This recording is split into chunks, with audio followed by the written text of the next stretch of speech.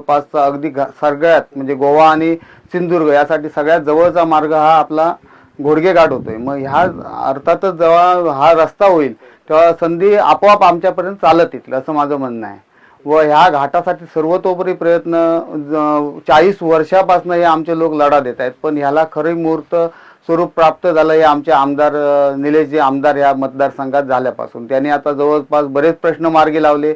मग ते मोठमोठे विषय त्यांनी आज मार्गी लावले। आपलं ओरोस हॉस्पिटल असेल किंवा अजून कुडाळातली मोठी मोठी कामं असतील, पण ह्या घोडगे घाटावर पण त्यांचं बारकाईने लक्ष होतं। आम्ही सातत्याने त्यांना सांगत होतो, साहेब आमच्या घाट रस्त्याचं बघा।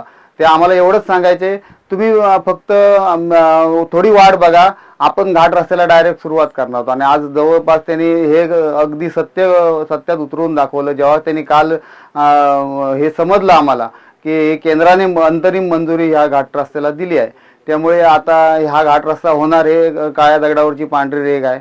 आणि हा घाट रस्ता झाल्यानंतर खरोखरच आमच्या ह्या दशकृषीत म्हणा किंवा आपल्या तालुक्यात म्हणा विकासाची गंगा नक्कीच अवतरेल।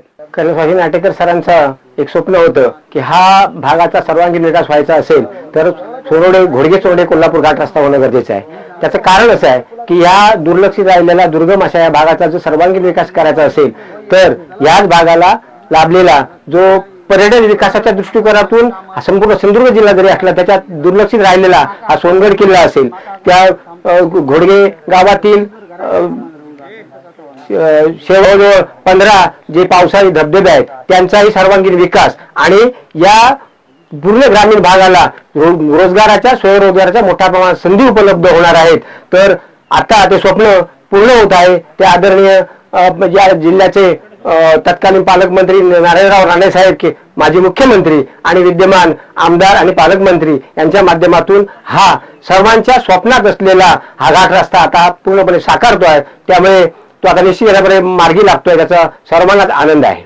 आमच्या घोडगे कुडाळ म्हणजे कुडाळ तालुक्यातील हा घोडगे गाव कोल्हापूरशी आता नातं जोडलं जाणार आहे काही दिवसात। आणि हे स्वप्न साकार करण्यासाठी खरंच आमचे कोकणचे भाग्यविधाते खासदार नारायण राणे साहेब, पालकमंत्री नितेशजी राणे साहेब, तसेच आमचे आमदार कुडाळ मालवणचे निलेश राणे साहेब यांनी हे आमचं स्वप्न तरुणांचं आज साकार करतायत।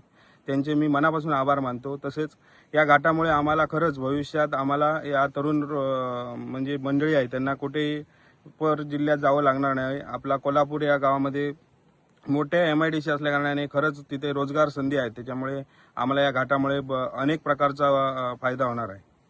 त्यामुळे सर्वांचे मी मनापासून आभार मानतो।